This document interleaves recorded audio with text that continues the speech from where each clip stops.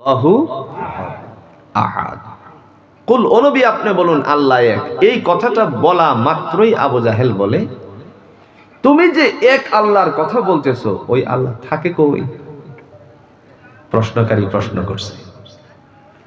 আল্লাহ বলেন, নবী আমার জানিয়ে দেন তাদেরকে। وَإِذَا سَأَلَكَ عِبَادِي عَنِّي فَإِنِّي قَرِيبٌ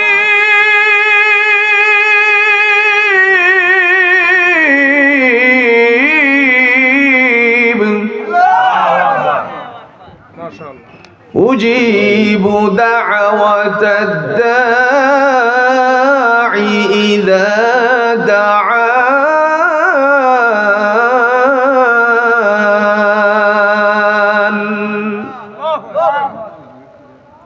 প্রশ্ন করছিল আল্লাহ কোথায়?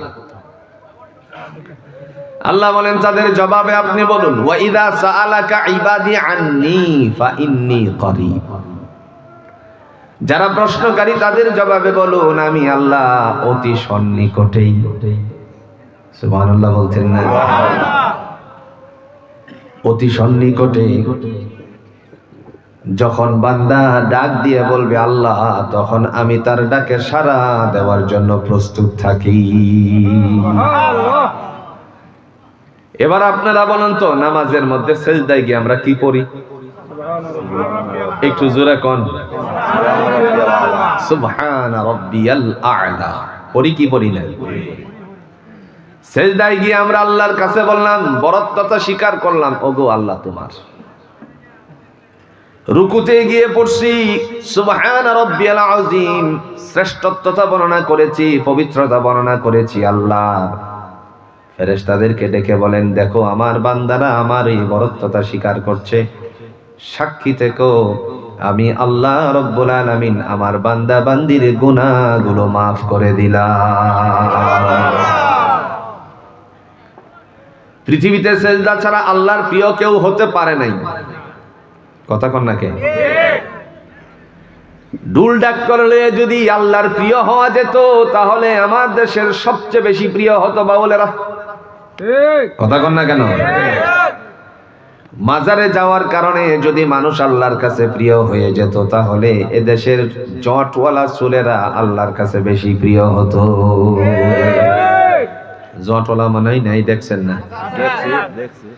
হ্যাঁ, আহারে। আমি একবার ফুলেরঘাট বাজারে, এটা আমার যতটুকু মনে পড়ে 98-এ সম্ভবত, ফুলেরঘাট বাজারে একটা বয়ানের আলোচনা শুনছিলাম। একটু সময় দাঁড়ায়া গজল বানাইছে তারা। আল্লাহ নবী, নূর নবী গো, আপনি নবী আমার জীবনের জীবন।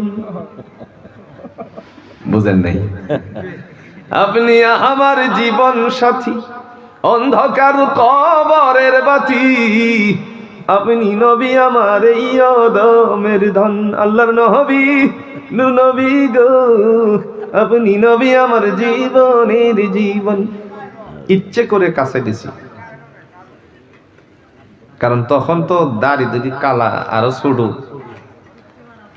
কে কার দিকে ছায়া আছে এই দিকেই তো ছায়া রয়েছে। যাইয়া দেখি যারা পিছনে বসছে আর যিনি বলতেছেন, এদের অবস্থা খুব নাজেহাল। আমি একজনকে জিজ্ঞেস করলাম কাছে এনে, ভাই ফজরের নামাজটা কি পড়ান যেত না? আরেকবার বলছিলাম একজনের, ফজরের নামাজটা পড়ছো নাকি? কয় সর্বনাশ হুজুর, জানুয়ারি যে ঠান্ডা, আপনার আর কি কায়া কোনো কাম আছে? চিন্তা করেন, এই ভালোবাসা কখনো আল্লাহ চায় না। কথা কন না কেন? কোরআনে আল্লাহ বলছেন, মান ইউতিইর রাসূলা ফাকাদ আতা আল্লাহ। যারা আমার নবীকে ভালোবাসে, যারা আমার নবীর হুকুম মান্য করে, তারা আমি আল্লাহর হুকুম মানে। যারা আমার নবীকে মানে, তারা আমি আল্লাহরে মানে। সুবহানাল্লাহ। এখন আপনারা বলেন তো, নবীকে মানার কথা আল্লাহ বলছেন, নবী কি কখনো পরের ক্ষেতের ধান কাছি? একটু জোরে কইতেন না। কোরবানি আসলে পরে গরু মোটা তাজা করার জন্য অপরের জমিনের ধান কেটে তারপরে দেখা যায় নিজের গরুটারে মোটা তাজা করে, এরকম মানুষ বাংলার জমিনে মনে হয় আপনাদের একজন নাই? না না। নবী কি কখনো আরেকজনের ক্ষেতের পানি ছাড়িয়ে দিছেন? জোরে কইতেন না। এরকম মানুষ মনে সব করতে দিন পড়ছে নাকি? হ্যাঁ, ও মুসলমান, আল্লাহ বলেন, ও জগতের মানুষেরা, ইন্না আকরামাকুম ইনদাল্লাহি আতকাকুম, আমি আল্লাহর কাছে সর্বাধিক সবচেয়ে বেশি ওই মানুষ প্রিয় যে আমি আল্লাহকে বেশি করে ভয় করে। সুবহানাল্লাহ। আপনারা নিঃসন্দেহে কাতারের উদ্বোধনী খেলাটারে উপভোগ করছেন, অনেকেই করছেন না? বিশ্বকাপ ফুটবলে যে ছেলেটা উদ্বোধন করছে পুরো দেহের অধিকারী না। মা গর্ভপাত করার জন্য ডাক্তারের কাছে গিয়েছিল, ছেলেটারে রক্ষার জন্য, সন্তান যেন ধ্বংস না হয়ে যায়। পিতা বললেন, আমি যে সন্তান দুনিয়ার জমিনে আসতে চেয়েছে তারে আসতে দাও, বাধা সৃষ্টি করো না, যেমনই হোক সে দুনিয়ায় আসুক। সুবহানাল্লাহ। মা এই অর্ধনঙ্গ অবস্থা দেখে, মানে অর্ধেক নাই, এই অবস্থা দেখে বলতেছে, আল্ট্রাসোনোগ্রাফ মেশিনে যখন তাকে দেখানো হলো তখন সে দেখে বলতেছে যে এই তারে খালাস করো। পিতা বলল, না, যে আসতে চাই তারে আসতে দাও, বাধা সৃষ্টি করো না।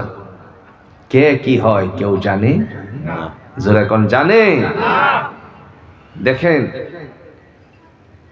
সে কাতারের একজন, আমরা যে আইসক্রিম খাই না, আইসক্রিম, এরকম একটি আইসক্রিমের বিশাল একটি ফ্যাক্টরি, মানে সে একজন উদ্যোক্তা, এক কথায় যাকে বোঝা যায়, যার আন্ডারে বহু মানুষের রিজিক আল্লাহ ছড়িয়ে ছিটিয়ে দিয়েছেন। সুবহানাল্লাহ বলছেন না? এই যে আপনাদের সন্তান, আমার প্রিয় মানুষ, গত বছর ঘড়ি খুলে দিছে, আমার কিন্তু মনে আছে, এই ঘড়ি এখনো আছে। জেনার আন্ডারে অনেকগুলো মানুষ, শ্রমিক মানুষেরা কাজ করে, আল্লাহ ওনাদেরকে ওনার কাছে রিজিকটারে বন্টন করে দিয়েছেন। প্রিয় ভাইরা আমার, যেই কথা দিয়ে উদ্বোধন করছিল সূরাতুল হুজরাতের 13 নম্বর আয়াতের শেষাংশের কথা হলো, ইন্না আকরামাকুম ইনদাল্লাহি আতকাকুম, আল্লাহর কাছে সর্বাধিক ওই ব্যক্তি প্রিয় যে আল্লাহকে বেশি ভয় করে। আর একটু আস্তে কোন সুবহানাল্লাহ। যেই মানুষ আল্লাহকে ভয় করে সেই মানুষ কখনো বেনামাজি হতে পারে না। যেই মানুষ ভয় করে সেই মানুষ কখনো নামাজ থেকে দূরে থাকতে পারে না। যেই মানুষ আল্লাহকে ভয় করে মুয়াজ্জিনের কণ্ঠ থেকে আজানের ধ্বনি শোনার সাথে সাথে আল্লাহর জন্য প্রস্তুত হয়ে যায়। এই জন্য আল্লাহ বলেন, এই কারণে আমার গোলামি করবা, ফা ইন্নী করিব, আমি তোমার অতি সন্নিকটে। উজিবু দাওয়াতাদ দাঈ ইযা দাআন।